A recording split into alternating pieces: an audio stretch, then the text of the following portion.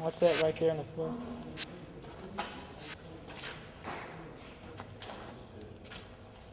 Tim, you see this? I was anxious to put distance between me and this place, Central State. But I had this feeling that I had opened up some mystic doorway, not knowing who or what would serendipitously come through from the other side.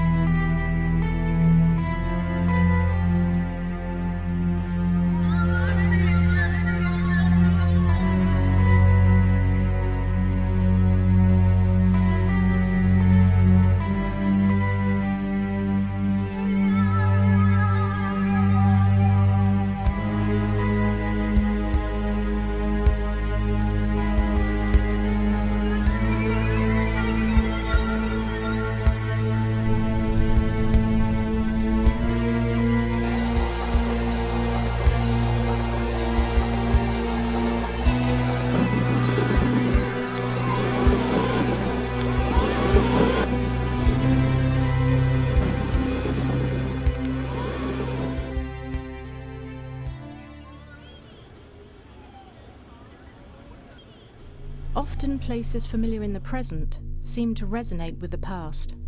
Emotions imprinted in bricks and mortar, steel and cloth, waiting for some human igniter to release its energy. What are these places that hold these souls in time? What veil do spirits pierce to communicate? What force drives them? Is it to comfort or something more sinister? The classic battle of good and evil waged on the spiritual plane. What are these tales, these ghost stories? And are we truly forever walking with the dead? When a person dies, there's a process that they go through that is similar to the process of going to sleep, that they withdraw their attention from the physical body, from the physical senses, and we call it withdrawal. They withdraw from the physical body or the physical form. An awful lot of people can be slightly, to put it lightly, it can be the mind. The mind is like a fascinating thing. Right here. It starts right over there, and then it comes right here. You find different things, and as you, again, peel away the layers, it explains why this was here, why did they do this. You find paint colors, you find clues of what used to be. One of the spirits has nothing to do with the movie theater. It has to do with the original courthouse that was here, the original purpose and intent of this building, other than, so I'm having to separate out what the intention and purpose of this land, because there's a layering of energy in the way I perceive things. And that's actually part of what we teach, is to become what we call a whole functioning self, which is being able to be aware of existence in all levels of consciousness simultaneously. There's a very popular lady by the name of Irene Petro, who was known as lovingly as the popcorn lady, and manned the concession stand for many, many years. And after Irene passed, a new set of workers came in and were working the concession stand, and as they had all of their popcorn buckets stacked up, they turned to go and do something else, and all of the popcorn buckets blew off the counter. So they assumed it was just some breeze or whatever and restacked them, and it happened again. It's trance, so there's different states that you can actually send your body into. So you don't go and meet them, basically they come and meet you, and it's what we call a blending. It's a blending of spirit, our spirit with their spirit. And there's almost like a guardian that stands with this original place. Has not been anything bad or negative. There's a playful spirit that keeps following me. When we were downstairs, when we first went downstairs, I felt something brush my hair and tap me, but it wasn't a negative spirit. I've come across very, very few what you would class as evil spirits. A lot of spirits will bang, knock, throw things because they want attention. You know, they're attention seeking. you can sense a presence. This was a theater in 1922. Something was here. They did, who knows what went on. Yeah. I felt children. Well, we heard like a baby crying earlier, right? Especially when you're cleaning the theater by yourself. I've several times felt like there was somebody next to me going to say something to me, and I turned to look for one of my colleagues, and there's nobody there. What happens with most people is that those worlds are very separate, when the truth is we all exist with many different dimensions of consciousness. It's just that we're not aware of them.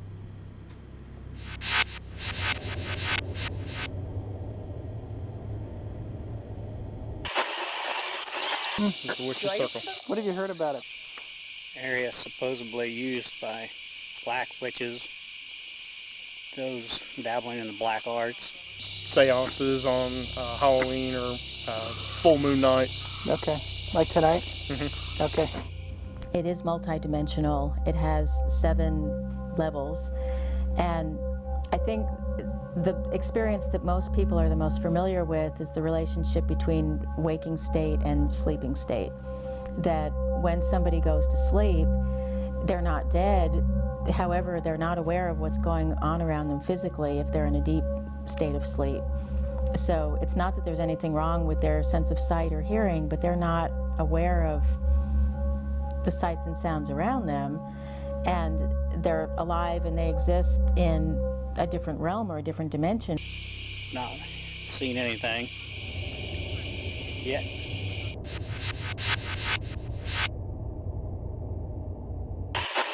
Look at this thing. What do we got?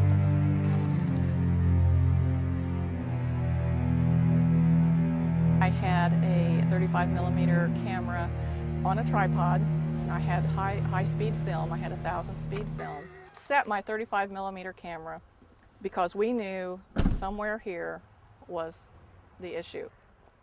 Thermal scanner, and was just walking around in this general vicinity like this, taking readings. And about that time of night, it was about, again, around 51 degrees. 51, 55, I mean, we went up to 60 on a couple of them, which is pretty normal. There's going to be variances. And then she's walking along, and she's about right in here. And 20 degrees, 15 degrees. What you have to do is look at the phenomena behind the haunting. How can you have a pocket of 20 degrees when everything around you in the entire universe is 51 degrees, 55 degrees? That's not normal. And that's what the study's all about. When you find an abnormality, you take a picture. So when she's reading these readings, I took a picture. When a person dies, there's a process that they go through that is similar to the process of going to sleep. They withdraw their attention from the physical body, from the physical senses. They withdraw from the physical body or the physical form. I took several pictures that night. Most of them, was absolutely nothing in them. 2 of them had 2 orbs. There are attachments that they still have, particularly emotional attachments, either to a person or to a place, that they stay entrapped, kind of bound to either a particular place or a particular person. One of them, right here. And it's hard to see when you first look at the picture. It's hard to see. In fact, I overlooked it until I said, well, I didn't get anything that night. This area right here, for some reason. I was disappointed because I looked through the pictures and didn't see a darn thing. And the person looking at the pictures, well, what about this one right here? What about those 2 women walking in the graveyard? And I said, what 2 women? These spirits seem to be locked in a moment, perhaps on the way to some important event, interrupted by the tragic twist of fate. And it's kind of funny, the 2 prior pictures that I took with the orbs were underneath this tree right here, but there were 2 of them, 2 orbs. And then when the picture finally came out, the 2 ladies. Is this a message for the living or purgatory for the dead? I don't know. I could speculate. I do know that people tend to draw to them what is a match for the kind of thinking they have. Now, when you get into an evil spirit, it will perhaps start as those type of things, but it will progress and get into things that go way beyond that type of phenomenon. There's one that looks like a lady. Then you remember seeing that one I told you looked like a mother? Yes. The thing that I'm being bothered with right now is infiltration in the phone system. So people who tend to be afraid are kind of a magnet for people who feed on that. Yeah, because I got almost 18 hours worth of recording on here. And a lot of the mind can be brought into this in areas where you go in and you find, me as a medium will go into, and they say they're being possessed or the house is possessed. A lot of it is actually them being open to spirit, which means that they've basically opened their own doorway. The common connections with spirits can be sensory, auditory, or visual. Yeah, I'm recording. And you'll hear it all change. It's okay. I don't hear anything now.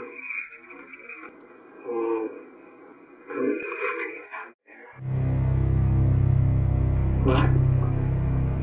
What did you say?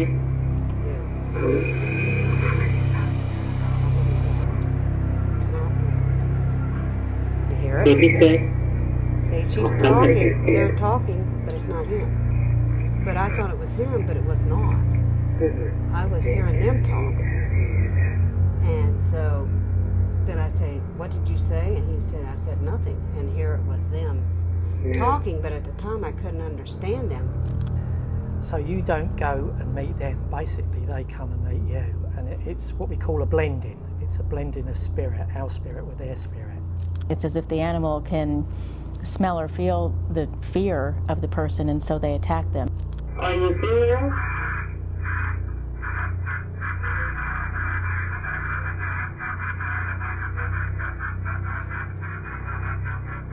This is gonna sound crazy, but so if you're afraid of a ghost, and the ghost might like come after you more or something, or no? Possibly. Because it's an attraction kind of thing. Right, right. I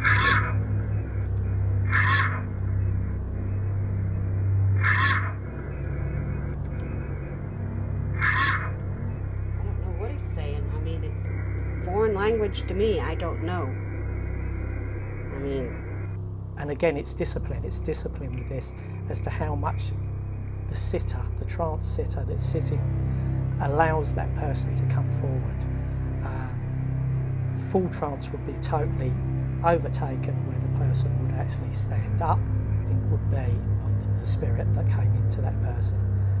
When a person becomes empathic, they begin to act like a host for those on the other side, a conduit for entities or spirits, usually intercepting messages.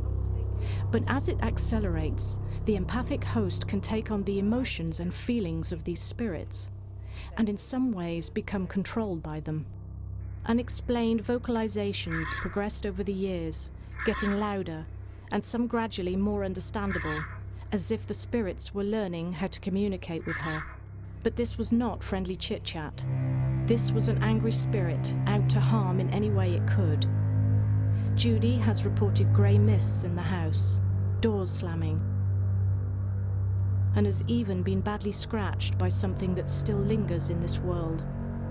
She had an entire wall dedicated to the documentation of her encounters with these spirits, categorized by name, type, and event. And I thought, well, if they're going to disturb my life, why shouldn't I tell? And to pinpoint, there's so many on here, Well, like, for example, that one. Okay.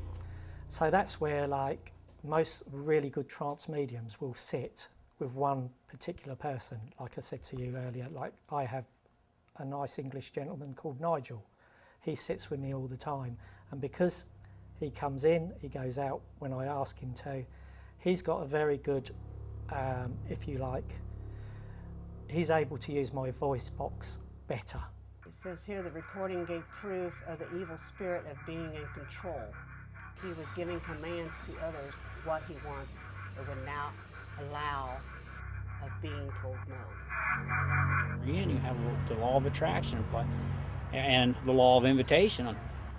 When they come in these places and try, well, let's go out to the cemetery and do the Ouija board or whatever, a seance, because I think they're going to draw a spirit out of here, and they end up drawing something that's not a spirit, and that's how a lot of cemeteries get haunted and stuff. You know, if you remember, she talked about small rotted flesh. Yeah, it's a sign of an inhuman spirit. Inhuman spirit. I went back to the audio clip that she'd played for me earlier that was unintelligible. It still felt like there was something there, so I slowed it down. Still nothing. And then I reversed it.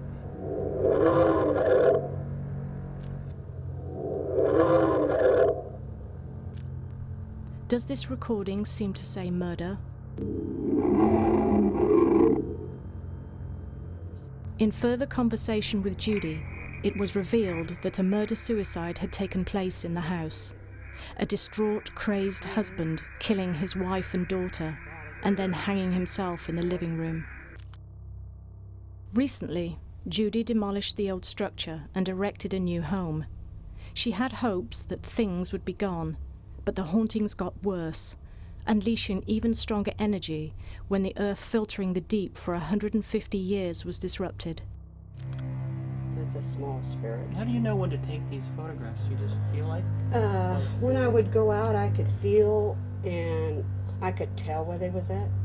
Can you feel that now? Yeah. Oh yeah. I can tell where they're at. Are they here in the house, or are they outside? They're outside now. They used to be in the house, but they're out. They're not no more because they're not allowed. When people commit an act, terrible act like murder, something that is considered a real bad sin, sometimes they can attract an evil spirit. They are not allowed in the house. They try, but they back off. There's a man right here, see him, and his arm goes up and he's holding something. Let's, for instance, say that a home where a murder took place, that the spirit of the person who was murdered is there because a phenomenon is occurring, and in reality it's an evil spirit that was attracted by the act that is in the home, pretending to be the spirit of the murder victim. See him, and his arm goes up and he's holding something. And it does that to gain your sympathy, your compassion for it, to get a foothold on you. And then once it's done that, it kind of works its way into your life, and then you got real problems. Oh my God. And these are not anything that you've manipulated or touched? Oh, with? no, just go outside. You don't know about Photoshop probably or anything like that? No, I just use my digital camera and I go where I feel. And you can see What Judy revealed next at first looked like nothing more than a glitch in the image. But this glitch or distortion did have shape. Like most of the things encountered on this journey, when spirits pierce the veil to this world, it often starts as a subtle peek through from the other side. But I thought, until Mike here showed me, I know that's his mouth and his chin. But there's no, that looks like a flagpole, but there's no flagpole on that property. There's none. There's no paint on the building or anything like that? No. But the thing it is, I thought these were eyes, but it's not. It's his nose. If you look real careful, there's an eye there and an eye there. When I took this picture, he was not fully developed. Could they have disrupted the soil, releasing this creature into the present? Okay, you give me goosebumps here. So he was not fully developed there. And then the next picture, it all changes. Flagpole gone, and now this is sitting there. Okay. And that's all gone. And now? It's not a tree or anything like that, or? No. It is as if the entity, as it materializes, turns to seek out its host, turning to the camera, turning to Judy.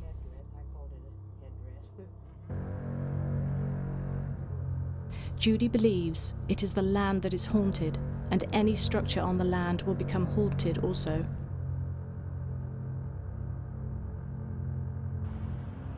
I'm just really careful, you know. You know, you can let up your guard and get yourself in trouble. But these spirits are not stupid, and, you know, so they'll play games with your head. I can feel spirits outside. They're not inside. But what they're trying to figure out and what they're curious about is you.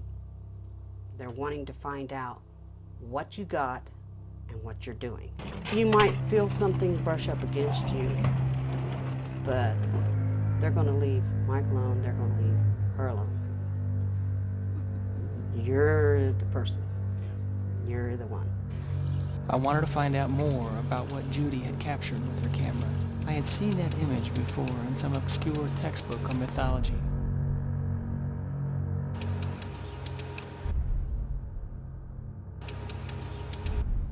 Azazel is represented in the Book of Enoch as the personification of wickedness. He revealed to the people the secrets of witchcraft and corrupted their manners.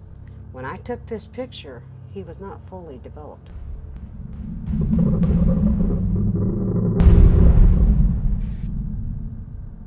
Our world is filled with spirits.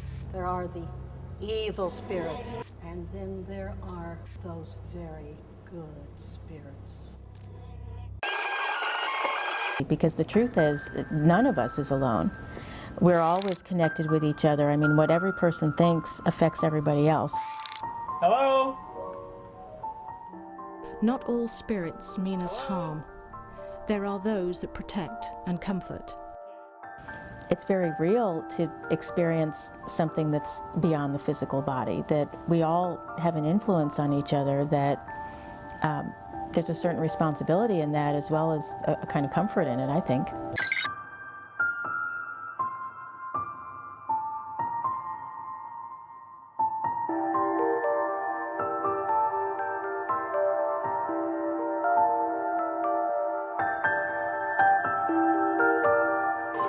The house was named Tuckaway when it was enlarged by Mr. and Mrs. George Philip Meyer in 1910. Here in this place, the energy was welcoming and warm.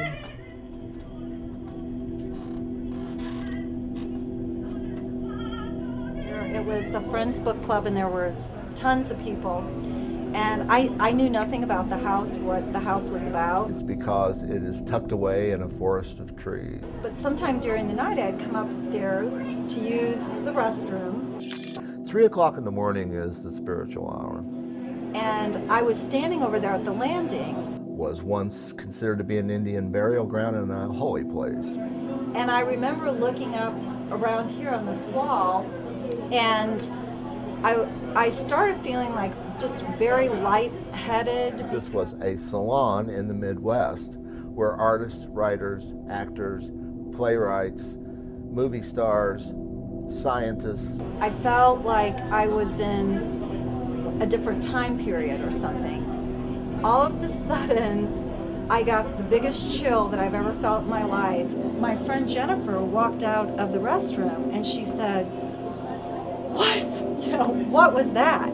I said, "I don't know, I just felt this chill go through my back and out my front." And she said, that was Nellie. She became a palmist, and she read people's hands. She was born in 1862, and she started working for her church at church bazaars in the summer, dressed as a gypsy. She told many people of wondrous things that happened. Childless people were told they were going to have children, and they did. She predicted many things, because it's true, any change you have in your life on a mental, spiritual, physical, emotional realm will show up as a line on the palm of the hand. With research and continuing practice, she became a great reader of hands. She was sworn to secrecy when she read the president's hands and the First Lady's hands frequently at the White House. That would have been Franklin Roosevelt. This is the library, and this is where Mrs. Meyer read the poems of the famous clientele.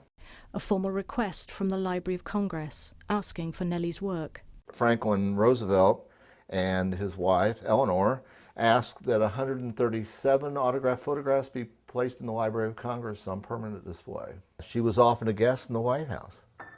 This was no 900 psychic.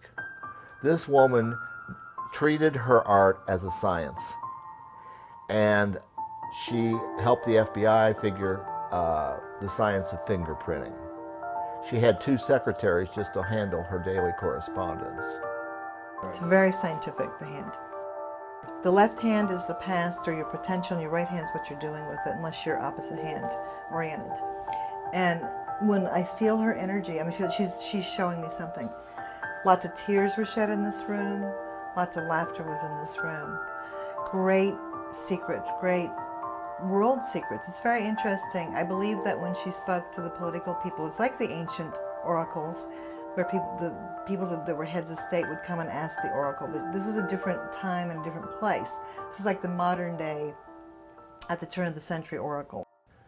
And people sought her as an advisor and took her quite seriously. She didn't promote anything of the Delphic or the psychic, ever, because it would have a negative connotation. She considered what she did a science, an exacting science, and she wrote a best-selling book in 1939 called Lion's Paws, about the paws of the lions of society. The articles of the day said that they had the greatest collection of friends to be found anywhere in the world, and I don't think that's an exaggeration. My profound gratitude to Mrs. Meyer from Joan Crawford, Walt Disney, famous choreographer, School of Dance, Ruth Page. Miss Page has bothered to write me a dozen times about the significance of Tuckaway. Rudy Valley, Doug Fairbanks Jr.,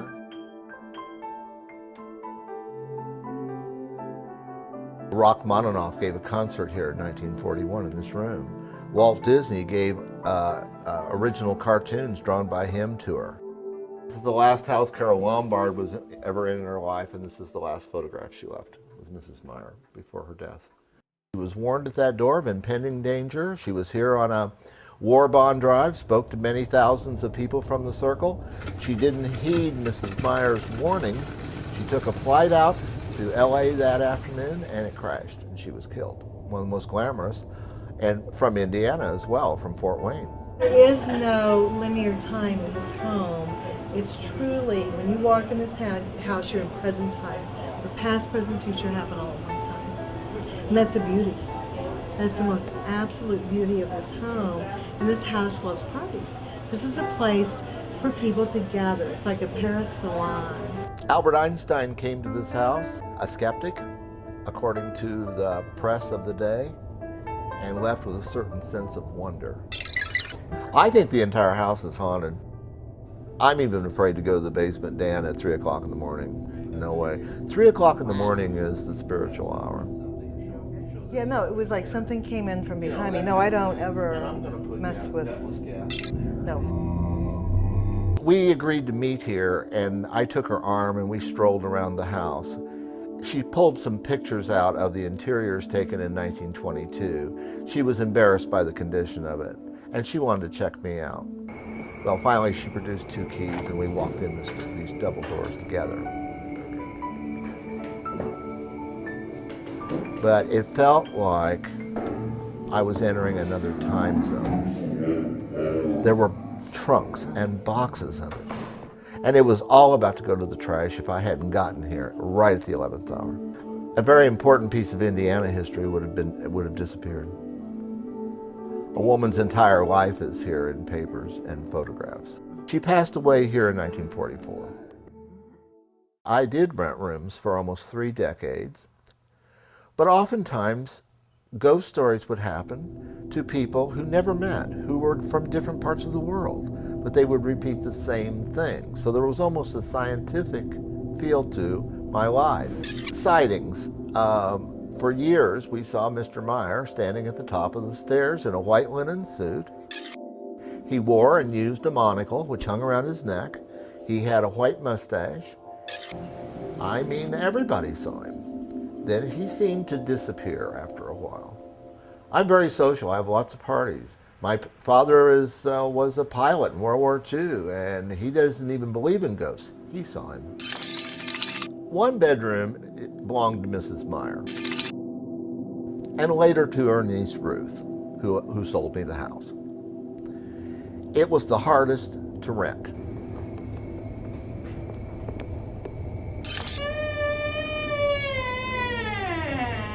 Several people experienced the same phenomena. One girl felt paralyzed while all the bed sheets were pulled out from underneath her and danced around the room, only to wake in horror the next morning and find the bedclothes draped all around the room. I was watching TV on this floor, and one young man appeared at 2 o'clock in the morning and said, "I can't stand it anymore." And I said, "What do you mean?" He says, "Well, there's a face in the ceiling," and it winked at me, and then somebody said, "Hey."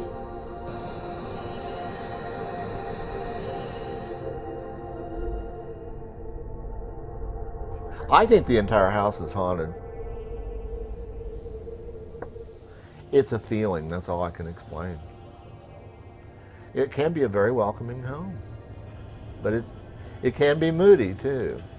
I walked in this room and saw like the whole room I thought was a fire because it was so misty, like smoke, and it wasn't smoke. When the house is babysat whenever I'm out of town, I have another property on the coast, on an island. Anybody staying here, and there always is somebody here, they call me up in the middle of the night and they tell me what they're perceiving. And it's the same thing. We hear cocktail music. We hear the piano being played. Nellie Simons Meyer made her international reputation reading palms, and the home in which she resided continues to radiate her presence. Images of her have been seen by many, not in a threatening way, but as a signal of comfort and warmth.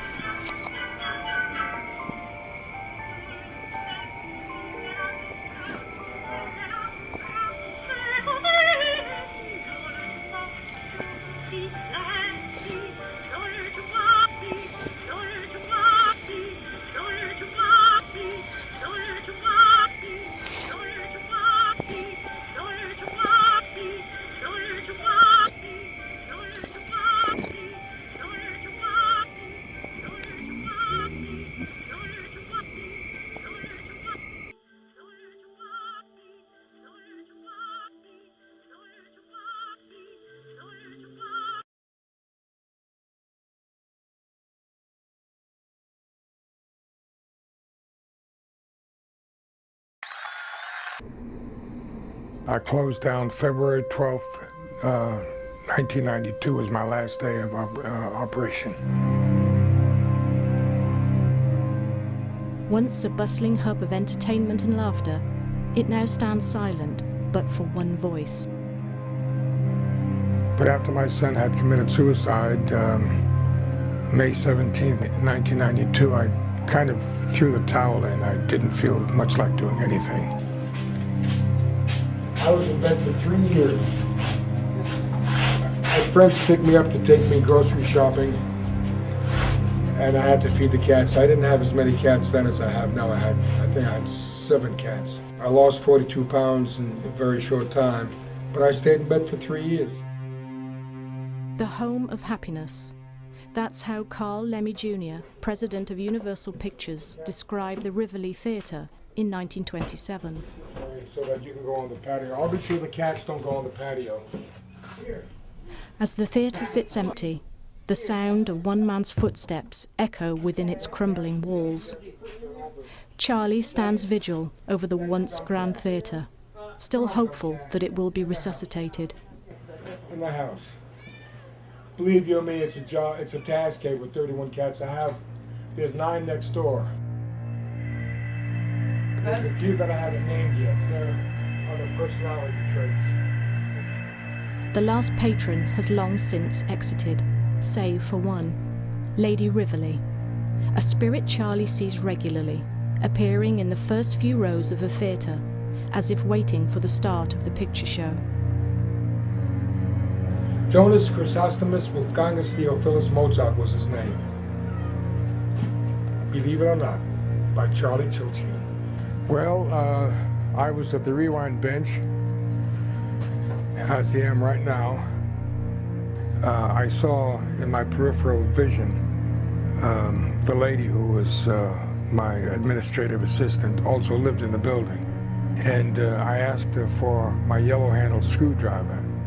And she didn't get the screwdriver that I asked for, and I put the unit down, and I turned around and she was gone. I said, Sarah, my administrative assistant, you were standing right next to me. I asked for the yellow handled screwdriver, why didn't you give it to me? And she said, Charles, I never left the house. And as I thought about it, I never heard the projection booth door open or close. I saw her as clearly then as I can see you, Dan, in my peripheral vision holding the camera in your hand. What is amazing about Charlie is his gift of recalling details to the second and the grain. His wit is sharp, his mind sound, making his tales of the hauntings even more compelling. Every night at precisely 3 o'clock. If you look at this is a face. Photographs began to come forward. The spirit makes itself known. There's a definite face right here. This mist often takes on human form. The first day of operation was October 15th, 1975. It was, the building was constructed by Universal Studios, opened September 15th, 1927. From its opening, strange occurrences have been reported. So this is where you see Lady Rivoli. She comes out to the theater. She has a tendency to always emerge from the right side of the auditorium. A vague form of a lady begins to appear just before 3 o'clock in the morning. That exact time, there's something in the auditorium also moves.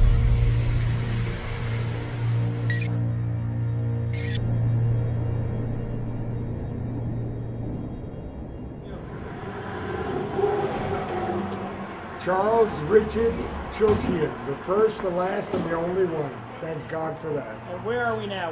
We are at the Rivoli Theater on East 10th and Dearborn, between Dearborn and Gray Street, 3155 East 10th. Okay. The building was constructed in 1925, finished, open for business September 15th, 1927. Constructed for Universal Studios under the auspices of Carl LaMail Jr., who was the producer of the first Frankenstein film and the first Dracula film.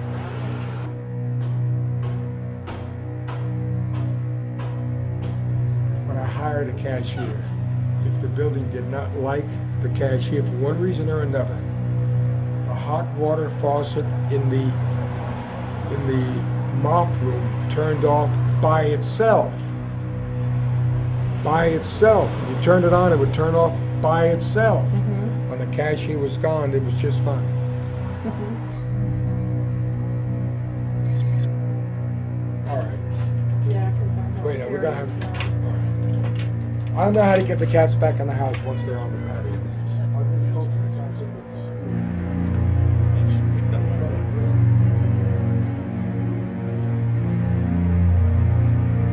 Look at that tail working. That's cool.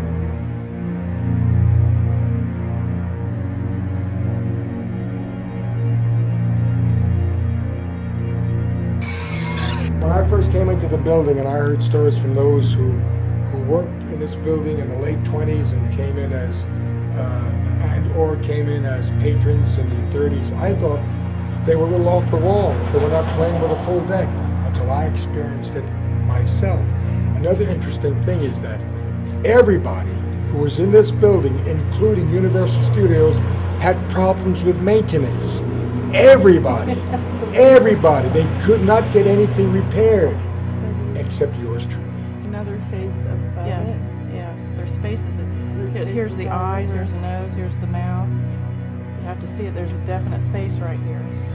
I think what she's telling me is that the people or spirits that are here don't mind us being here. No, not at all. They actually want us, and they want the communication with us. All right, let's try. But you must remember, She loves one person, and one person only, and I never mock her. One other thing you have to remember is that she has to have access to everything down here. When we're down here, we're occupying the space she might want to traverse. Every night at precisely 3 o'clock. You don't think that'd be a problem if we just set the cameras up? Well, the spirit makes itself known. It's not a physical problem. If you expect to see what you want to see, then everything should be upstairs. Yes, Charlie. You don't see me touching anything, do you? That's pretty weird. Right here. No. Nobody's touching it, right? No. As the investigation team set up the remote infrared camera, a specialized unit for recording in low-light conditions, an electrical phenomenon occurred, a foreshadowing of events ahead. Nobody's touching it, right? Charlie? No. About 15 seconds before 3 o'clock, there's a form that begins to develop. A form. It's a haze that begins to develop on the right side of the auditorium. Auditorium right. With the remote in place, the goal was to gain access to the auditorium for evidence. Wait. Oh, yes. The team was being led by an incredible urge to see this phenomenon firsthand.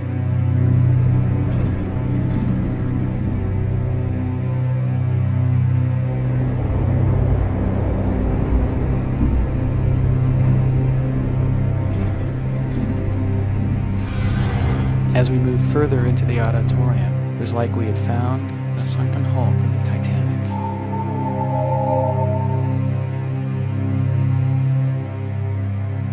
In the distance, in the lobby of this once grand palace, was the outline of a rusting automobile. I've seen her.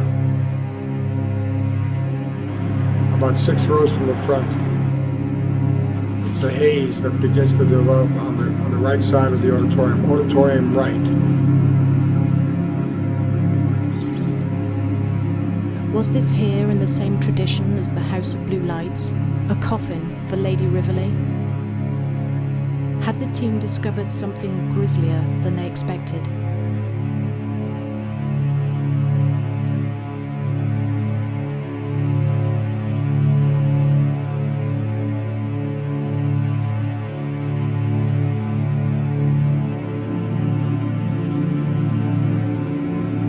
Precisely 3 o'clock precisely 3 when the second hand hits the 12. You can see the outline of a lady, and then a few seconds after that, it collapses completely.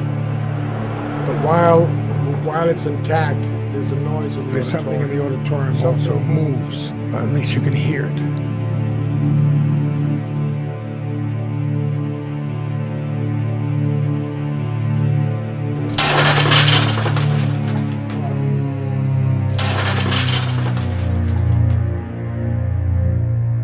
And then, as if to say enough, Charlie ended the search for the lady.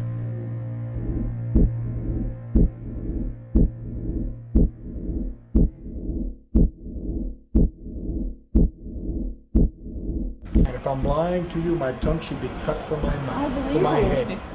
I can If feel I'm lying to you, my fingers should go paralyzed in the next 5 years. No one knows, only the spirit.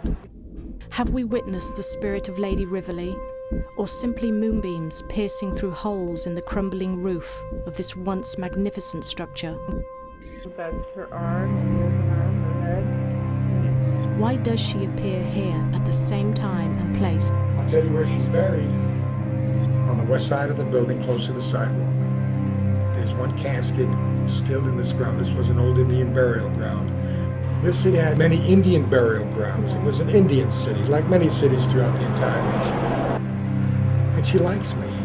I've seen her. Nothing really can be proven. Nothing.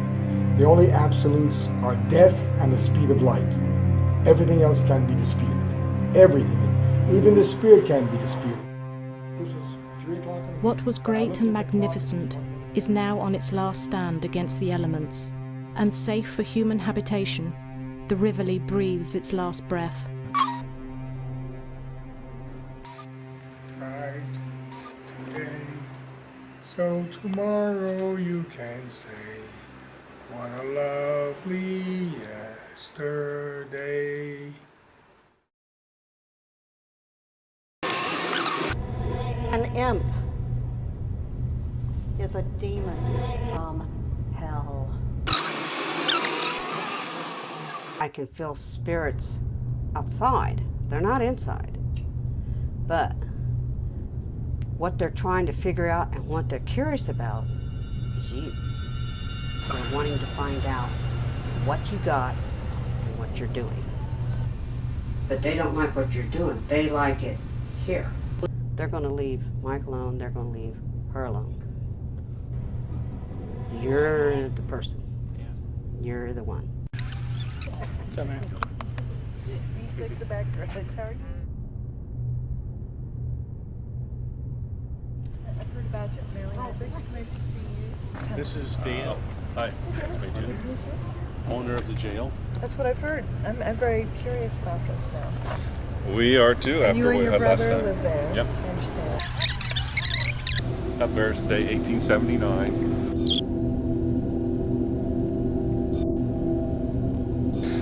When jails were built back then, the sheriff usually lived in the jail. So the front part of the jail is usually a living quarters, and then in the back, the jail cell area.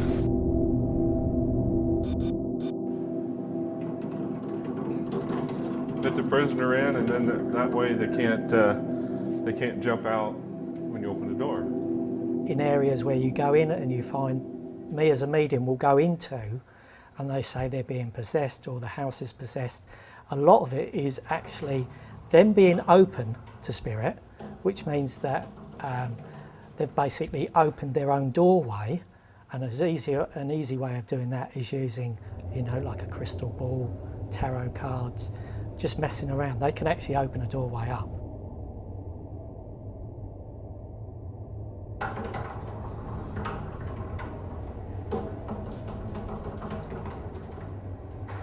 No, that's the people would say, hey, we'd be glad to spend the night here, and they never would do it. We've known that there has been people that's hung themselves. In fact, one night I stopped a guy from hanging himself, so I know there's been people that's hung themselves in here.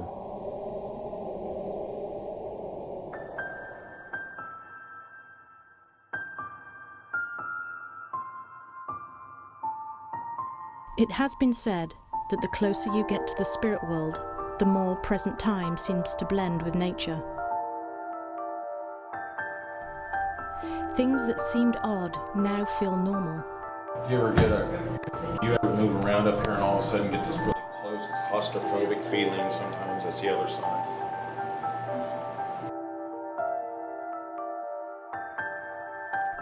Awareness is heightened, and light bends and distorts with the mist of those wanting connection with the living.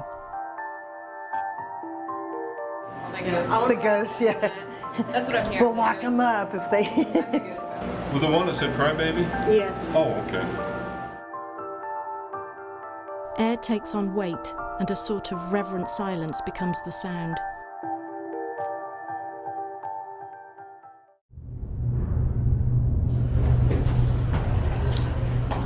Has there ever been a fire in this building?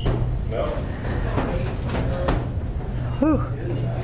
It's like a really fiery spot right there. The minute I came up and stepped in where it made the noise, it's like a cinder flew in my eye. It's like really weird, like it's really hot energy. It was just an assault energy. That's what it felt like the second I came up the stairs. There's strong impressions in here. Yes. There's really strong impressions in here. Troll. It's almost like an impish troll type energy. It's like I don't know what it is. It's a real, it's coming from way down under.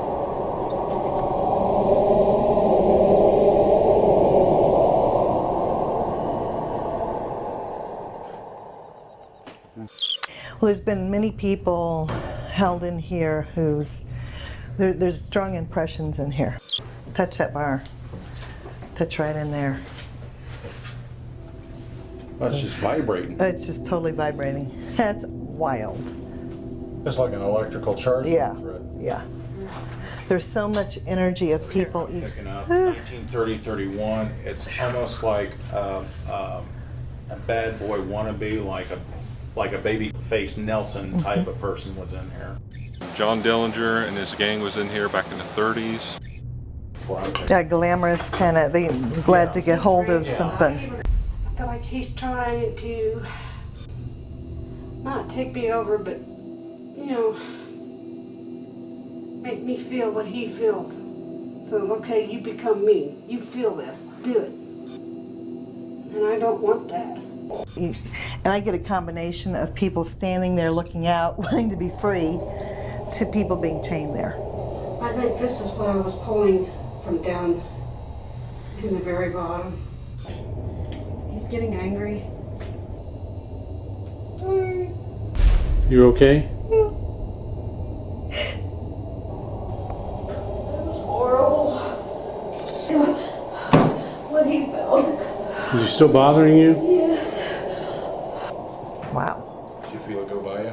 Yeah. Yeah. Energy that's stirred up. Yeah, there's 3 or 4 levels of things going on. Very strong.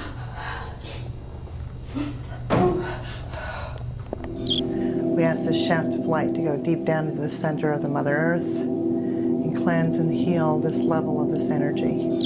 As if on instinct, Marilene begins to pray for protection and healing. And whatever is coming up from the underground.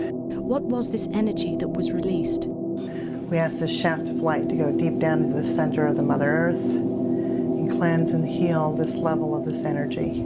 It was just an assault energy. That's what it felt like the second I came up the stairs. They're still telling me no, get out.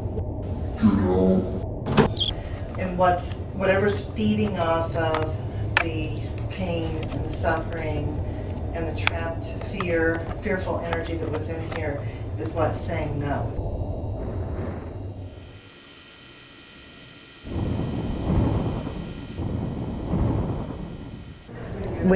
Especially when you live in a vibration like this, it can overcome you at weak moments. I had a sense that we should leave then, but there was something more that was pulling them down deeper into this place of confinement.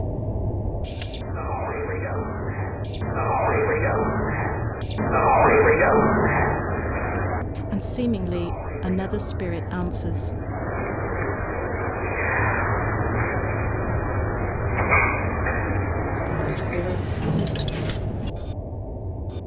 This place felt as if it was holding more than the memories of those who chose to turn on society, as if to shackle the souls who have spent their last breathing moments in this place, only to be heard once again by the living.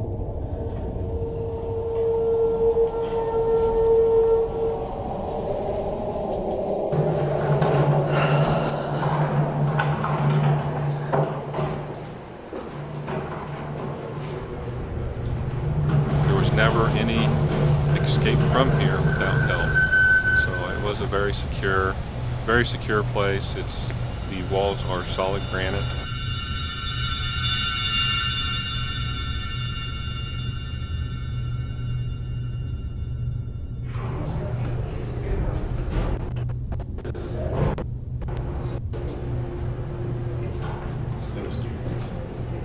What'd you just say? I'm getting that pungent smell.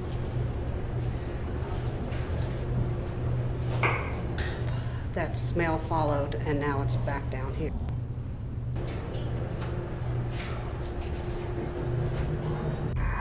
No, you don't have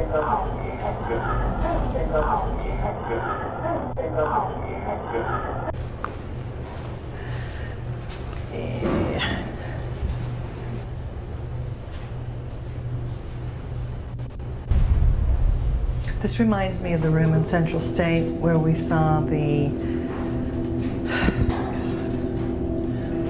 pictures on the wall, and we saw the metal bed, and it's the same bad energy. It's the same thing.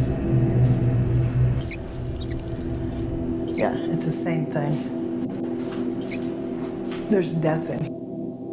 This is a place. It's not just like despair, it's a place of death.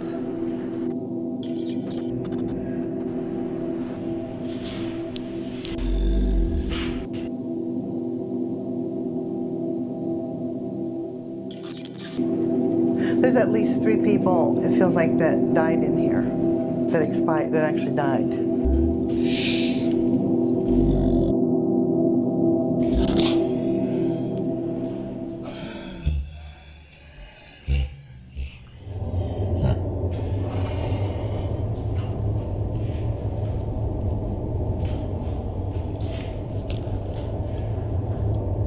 Oh, yeah.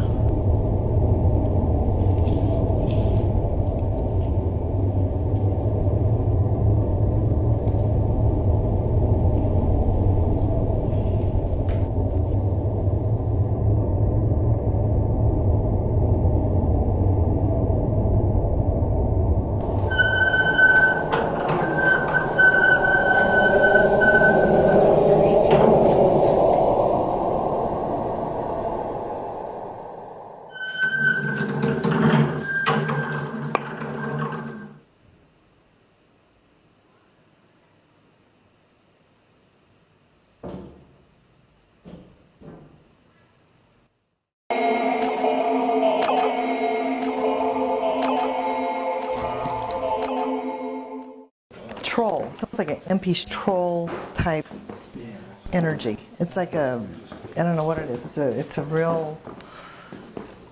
You still be my bodyguard? Let me You got my back? Yeah. It's this whole side of the building again that's got something going on over here.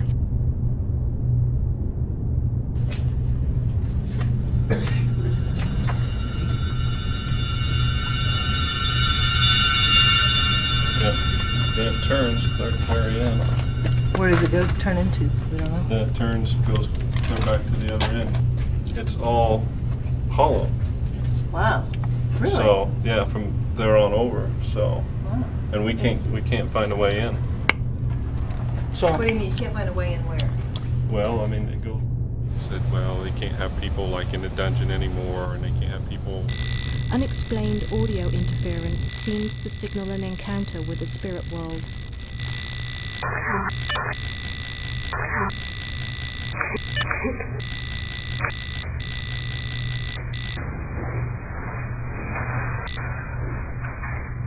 Whoa, guys, whoa. Okay, let me fix that down here. Whoa. Some unknown force unexpectedly attacks Judy. Sorry. Get shoved out? Yeah, we're pushed up here. Sorry. Anyone here? And then the EVP commanding.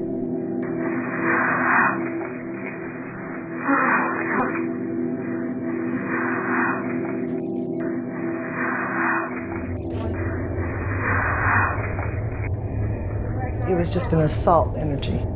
It was just an assault. Temporarily recovering and on her way out, she is attacked again.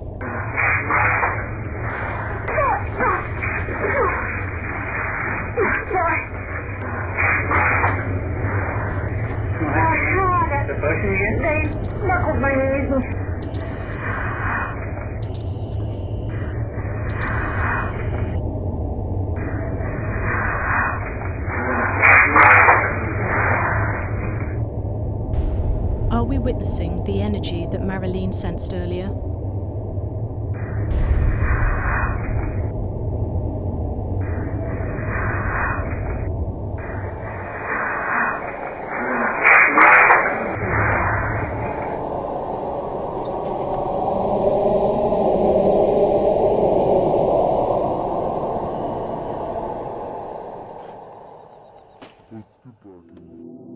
I knew he carried it, but in all the time we worked together, I had never seen Tracy use his holy water.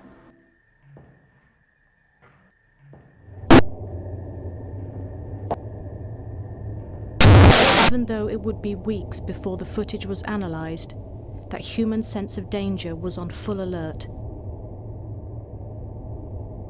A few months later, medium Larry Brown consented to a trance and was asked what was experienced by the team in the dungeon of the Hartford City Jail. For what you have encountered and what you have seen, is what we class as familiars. Nature's power. These are earth energies, the dark times. An imp would be an accomplice. They would protect their chosen one. He protects that which was condemned. That person who would have been condemned. My friend, may I say,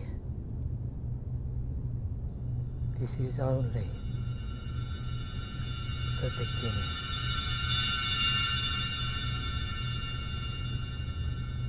Of your journey.